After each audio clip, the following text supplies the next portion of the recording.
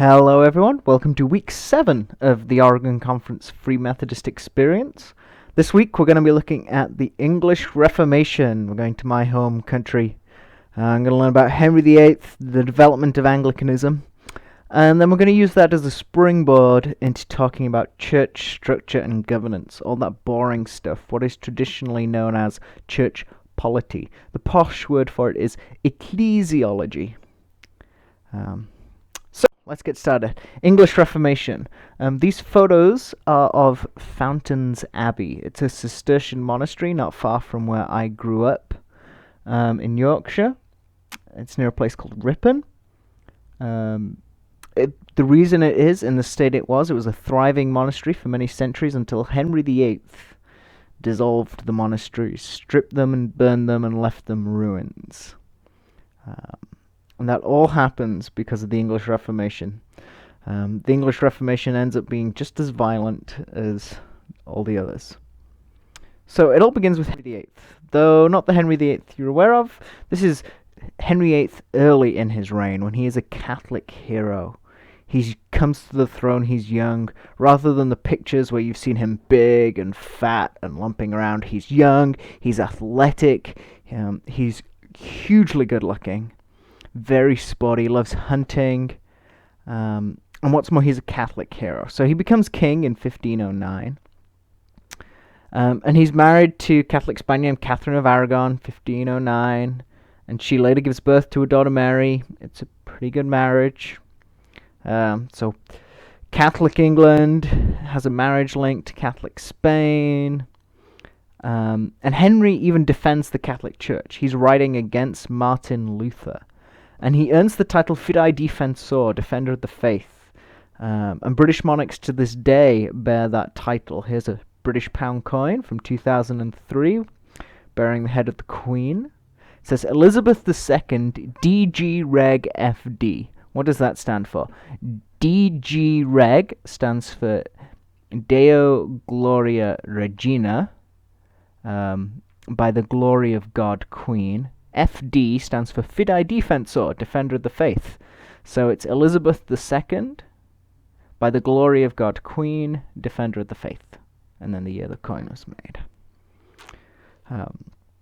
So that's a huge part of Henry's identity. Henry is a Catholic hero.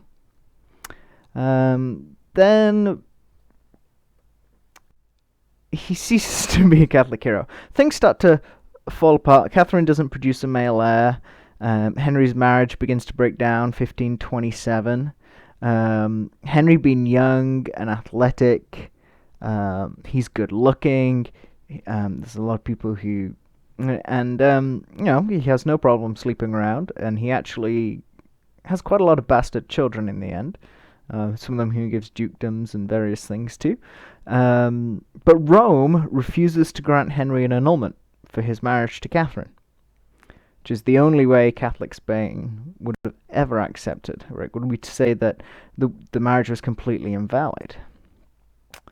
Well, this really doesn't please Henry, and what starts is a cascade of him and Rome separating.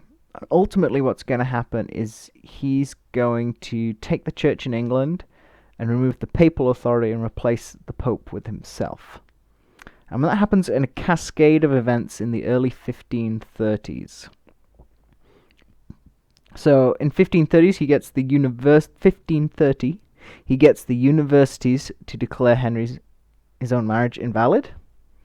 1531, he's declared head of the church in England by the Parliament. 1532, the Catholic Church up to this point had been putting up quite a fight, as you can imagine they would. And at this point, Henry puts all the bishops of England into a room.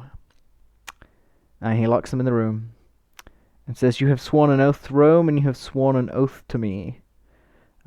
Choose. You can only have one. No man can have two masters." And by the way, if you don't choose me, I have the power to behead you. And so the clergy submit to Henry, and that reduces Rome's influence and the church's influence. That is why to this day the Anglican Church will argue they did not break with Rome.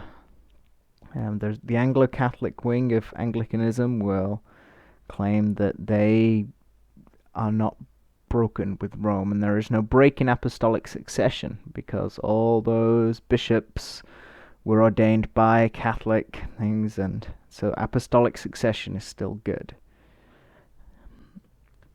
In 1533, Henry secretly marries Anne Boleyn, because he's still not quite out of the woods yet. Then in 1534, two big things happen. First of all, the Act of Succession, which declares Mary illegitimate. It's another way of trying to show that his first marriage to Catherine was not good. He also passes the Act of Supremacy. This is the thing that breaks with Rome. The Act of Supremacy makes England a sovereign state. Rome has no say here. Henry is in charge of everything, the church and the state.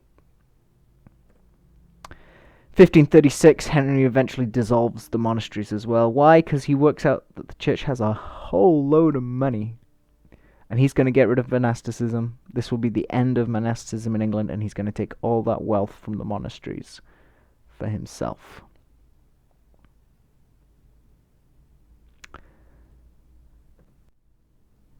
So what about after Henry? Well, the Church of England, when he made it, very little changes with regards to theology. I mean, Henry was a guy who had defended Catholic theology against Luther. And his clergy were all staunch Catholics, and so the theology is Catholic. It's just Henry has replaced the Pope. Gradually, though, especially after his death, things begin to change a little. Several factions start to appear in the Church of England. There's a more Protestant faction, a more Catholic faction. Especially skilled is a Protestant theologian by the name of Thomas Cranmer. Thomas Cranmer will become the theologian of early Anglicanism. He's going to push things to more Protestant leanings, and he's going to come up with what are known as the 39 Articles. The 39 Articles are the Articles of Faith of Anglicanism. You have more familiarity with these than you realize. The 39 Articles would be taken by John Wesley, edited a little bit, and would become the Articles of Faith for the Methodist Church in the United States. B.T. Roberts would then take those Articles of John Wesley and tweak them a little bit to be the Articles of Religion for the Free Methodist Church. And they had a couple of other little tweaks along the way, but that first chapter of our discipline is just a third generation version of the 39 Articles. We have direct descendancy from these 39 Articles on what you are finding in the start of our book of discipline. Yes, they have been edited, some have been removed. The one against purgatory has been removed, the one on predestination has been removed. But for all intents and purposes, these 39 Articles are the ancestor for our Articles of Faith at the start of our discipline. They are probably Cranmer's most important contribution to Anglicanism, out of which Methodism would come. That being said, though, even though he'd created these 39 Articles around which to try and assemble the Anglican Church as he worked as the Archbishop of Canterbury, Church of England ultimately remained what we call a non-confessional faith, and this is going to be hard for you to understand unless you've kind of lived it. This is a country where the church is the state, thus everyone in the state is in the church. Whether you confess the details of those 39 Articles or not. It is non-confessional. You do not have to confess those 39 Articles exactly to be a part of it. Indeed, this is why so many different theological positions could exist side by side in the Anglican Church. They're not going to talk about unity through doctrine, but they're going to talk about unity through practice, holding together a nation through practice. Ultimate example of that is the Book of Common Prayer, first made in 1549 under Edward. It got its major development in 1662. That is still used by many Anglican churches today, the 1662 version. The King James Bible also comes out in 1611, allowing English people to read the Bible in their own language. Another thing that just helped unity. But don't underestimate, for Anglicanism, unity is hugely important. A couple of years ago, they were voting on whether to accept women bishops, and it went through a series of votes at the same synod, General Synod, year after year, and got turned down and turned down and turned down. And what will seem strange to you is that there were people there who were in favor of women bishops, but voted against women bishops. Why? Because to vote in favor of women bishops would move the church further away from its unity with Rome, and for them, its unity of Rome was a more important issue than women bishops. So unity was much more important thought for them. Even today, I mean, the Anglican Church, the Episcopal Church, as you know it here, is a hodgepodge of lots of different factions. There's an evangelical wing, there's an Anglo-Catholic wing, there's a liberal wing, there's some highly conservative wings, especially the African Episcopal Church. And they've all relate to one another through common practice. Is how they hold themselves together. That being said, the Anglican Church would push back against what's called latitudinarianism, people going to the latitudes. Extreme latitudinarianism is kind of just accepting any faith. They're still going to hold, you've got to be Trinitarian, especially if you want to be clergy, you've got to be Trinitarian.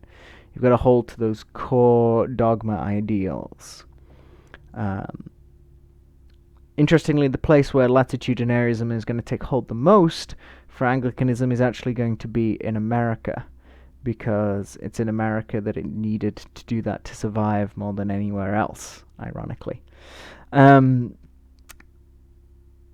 So getting your mind around a non-confessional faith is going to be more complex, but here is why it becomes so important for us as Free Methodists. This non-confessional background to Anglican is why we have so many things that we are not confessional about, such as the Second Coming. We subscribe to the Nicene Creed, as many of you know, but at the same time, we don't say whether you have to be pre-post or amillennial. Why? Because of our non-confessional roots. The width, the willingness to take in different positions, this is inherited from Anglicanism being non-confessional. So don't knock it, okay? Even the Church of England is going to hold to that dogma core. As I said, our articles of faith are the articles of faith of this non-confessional faith. Just this non-confessional faith, it gives a lot of width, so it can include more people. This is where our width, the wide umbrella of Methodism, comes from. That stance that I know so many of you have spoken about in face-to-faces already, that you love how open we are with these things. This comes from Anglicanism's non-confessional background. We do not have a complete and utter systematic covering every topic. We have a non-confessional faith.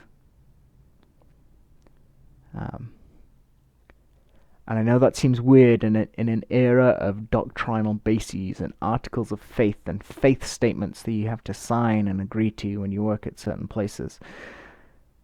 To have a non-confessional faith seems weird, but it's where we come from. It's why we have such width and such an acceptance of different positions, so long as dogma and our identity is there.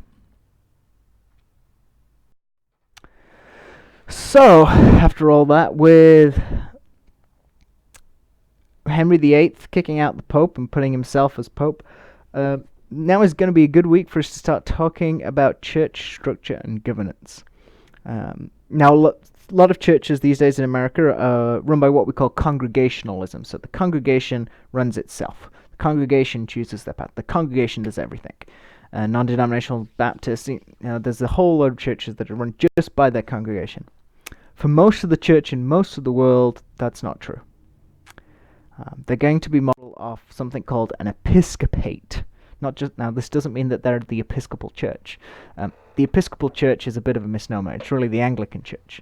An episcopate is a church which resides under bishops. Okay?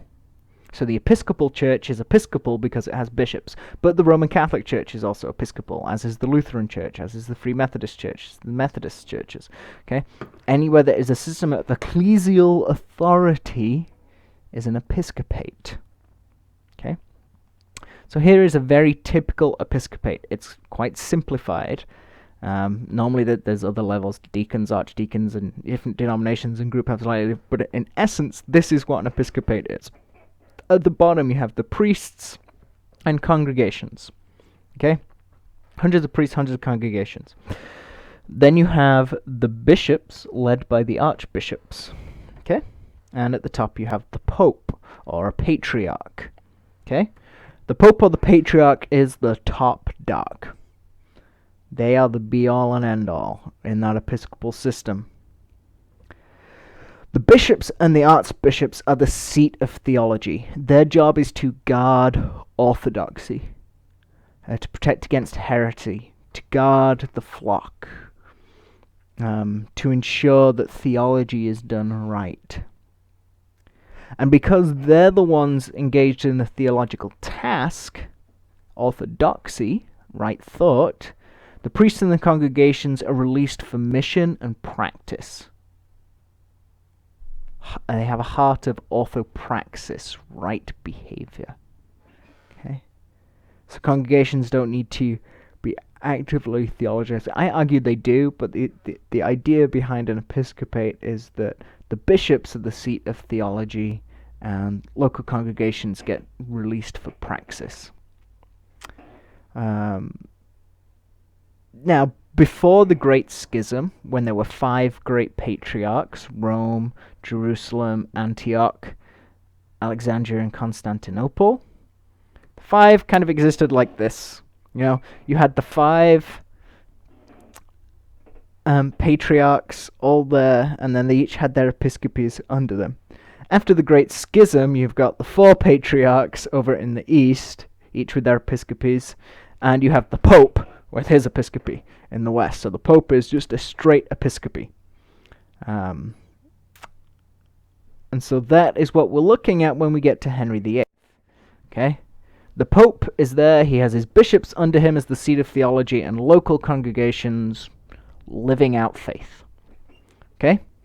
Henry comes along, gets rid of the Pope, makes himself king. That is all Henry does. As I said, Henry had very Catholic theology. He doesn't really change anything under him. He just forces that change. Pope to monarch. Simple. Okay? And so what we have now is not an episcopate, but what we don't have now is no longer a papal episcopate. It is a monarchical episcopate. An episcopate that is led by a monarch rather than a pope. Now, this is going to shift when we get to the evangelical revival in the 18th century under John Wesley. Okay? Now, John Wesley was an Anglican, and so he lived within a monarchical episcopate, and he had no problem with the monarchical episcopate. Okay? In fact, every Methodist in Methodism was also a member of the Church of England. Methodism, as you will learn in a few weeks, did not start as a denomination on its own, but as a group within Anglicanism. And Methodism was what you did in the middle of the week, not on a Sunday.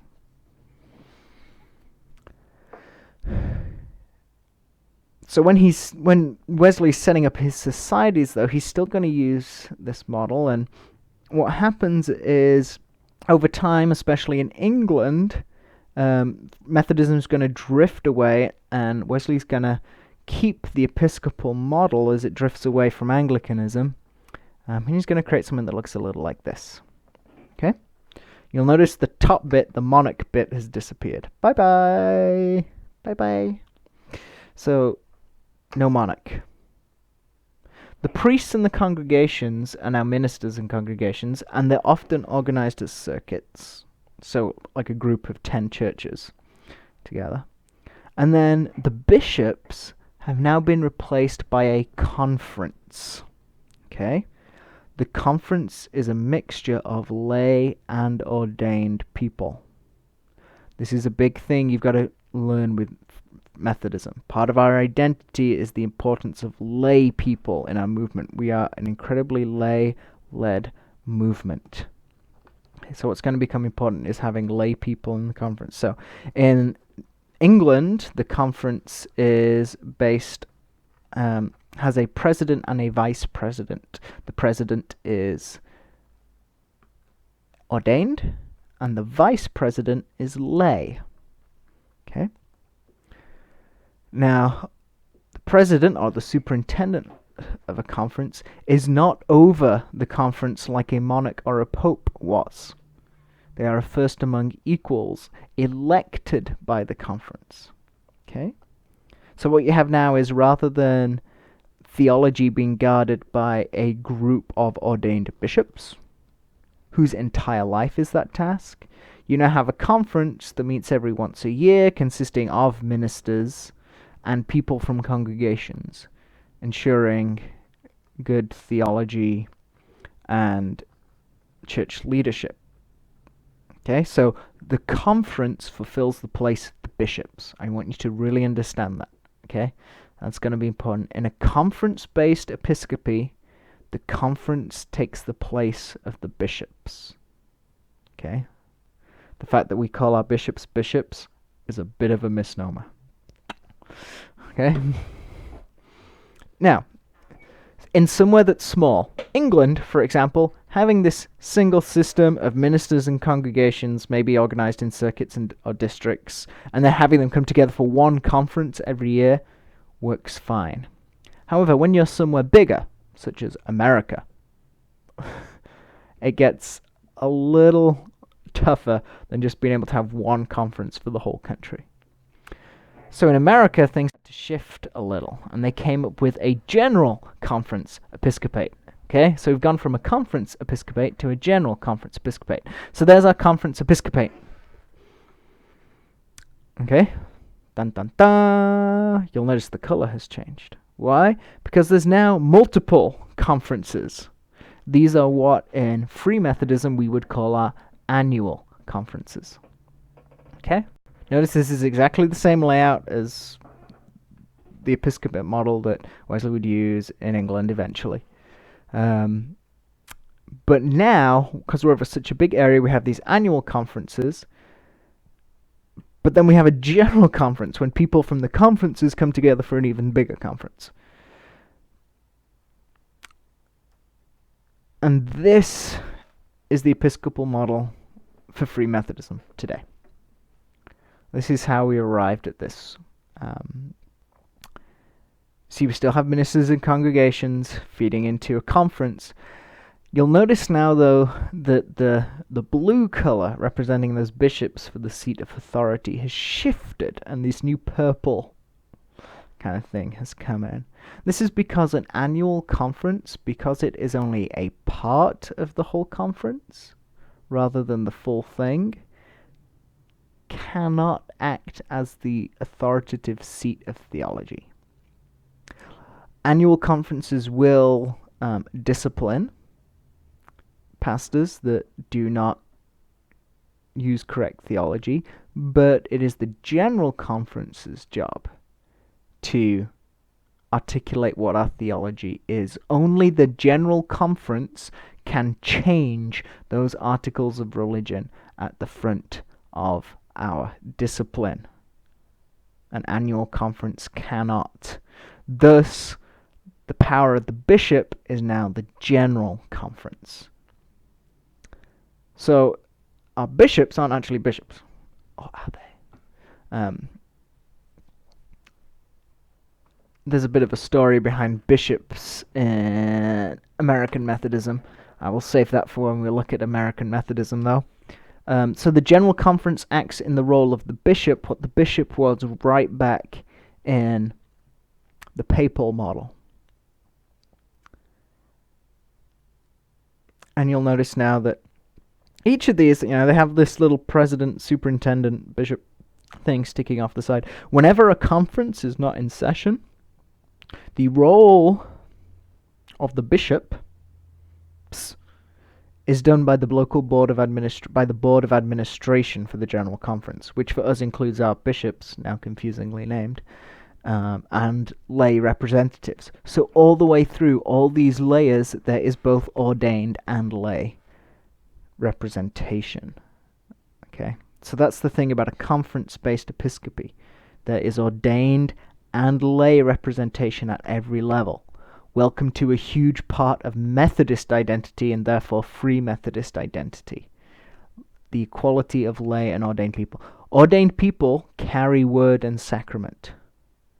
But in all our decision makings, there is lay and ordained involvement. So for example, one of the issues we've had with the Aldersgate board in recent years is that there hasn't always been a lay and ordained balance, equality in numbers, and we've had kind of a lay heavy board, and we kind of had to have like a special little okay thing with that at conference a few years ago.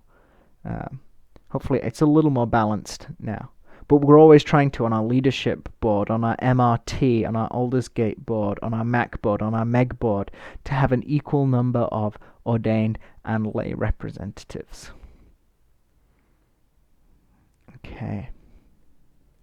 So how does this relate to the local church? So here's our local church. You'll notice an incredibly similar structure beginning. So at the bottom in the green, everybody who takes part in the ministry of a local church, the congregation, the members, the non-members, the building renters, the people who come in and clean the floor. Okay, that is the whole community of the church. You then have a group within your church. They are called your members. Okay? And they make up the society meeting. They do a micro version of the bishop's role for your church.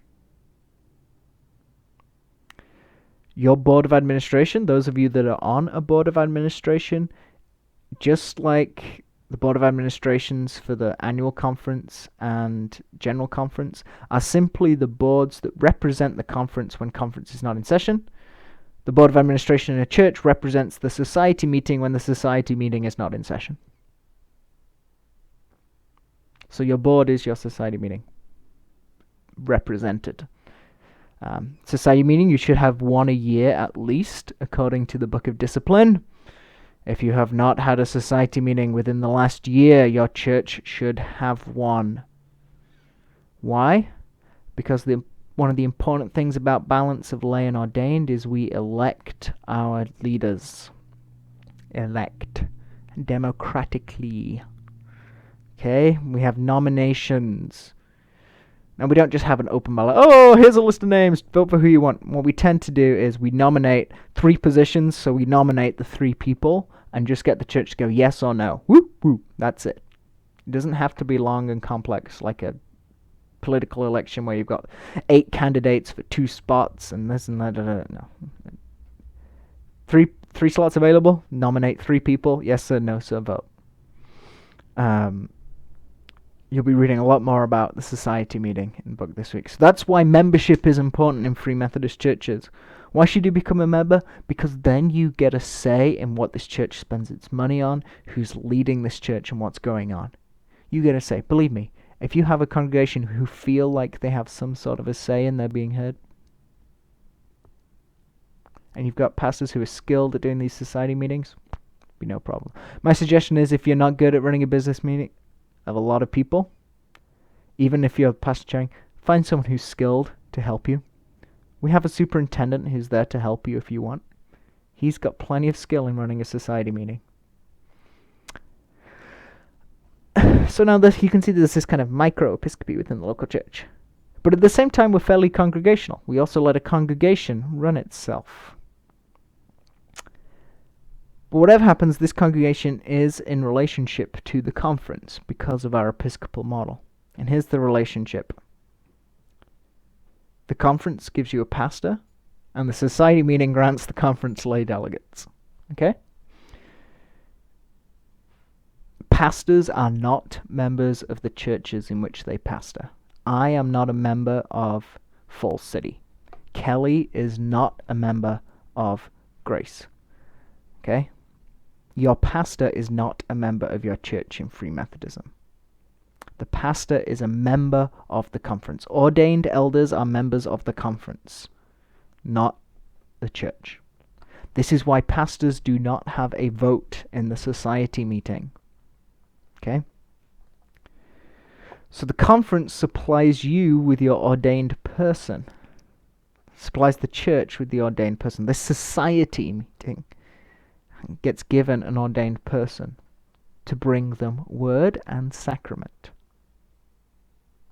The society meeting gets also to choose which lay people it gets to send to conference. For lay delegates, you get a lay delegate for up to 100 people. You also get an extra lay delegate for every extra ordained person of staff. So if you're a 3-pastor church and you have 3 pastors, you'll get 3 delegates. You also get extra delegates if for every extra 100 people you get, or is it extra 200? The discipline will say. It's either extra 100 or extra 200. I can't quite remember. So there's this relationship between the conference and the local church. So that was it for this week. I mean, it's pretty simple, kind of a broad church structures. The reading is going to be kind of dull this week because it's all that polity organizational stuff, but it is stuff you need to know. That's what I will say about the reading this week. The reading is Discipline, chapters 2, 4, 5, and 6. The pictures you've seen this week will begin to make a whole lot more sense. If you've been looking at the pictures and you're like, some of you might be visual learners and you're like, I get it. But some of you might be a little disoriented. Read the book of Discipline and pair it with these little diagrams and you'll begin to see. So Discipline, chapters 2, 4, 5, and 6. Get to know these chapters well. Especially chapter 5 and chapter 6 that govern annual conference and local church, because you will be running local churches and the ordained of you will be a member of annual conference. So get to know those very well, chapter 5 and chapter 6. Inside out and back to front, please. Discussion questions. After reading through the discipline chapters this week, woohoo! Yeah. What do you like about how the Free Methodist Church is organized? Why? What do you not like or like the least about how the Free Methodist Church is organized? Why? What do you not understand about how the Free Methodist Church is organized? I will keep a track of that third one in case. Try and answer these as best you can. If someone doesn't understand something, help them understand. I will keep an eye out for people who have something they don't understand that I can jump in on and just be like, okay, no one's helped you understand it. Here I go. So just be aware, you might see a few more posts from me during this week than in a regular week. Other than that, read your discipline chapters 2, 4, 5, and 6. Read them thrice. Read them 4 times, whatever you need to get these ones really well down. And if you have any questions, I will see you online. Have a great week.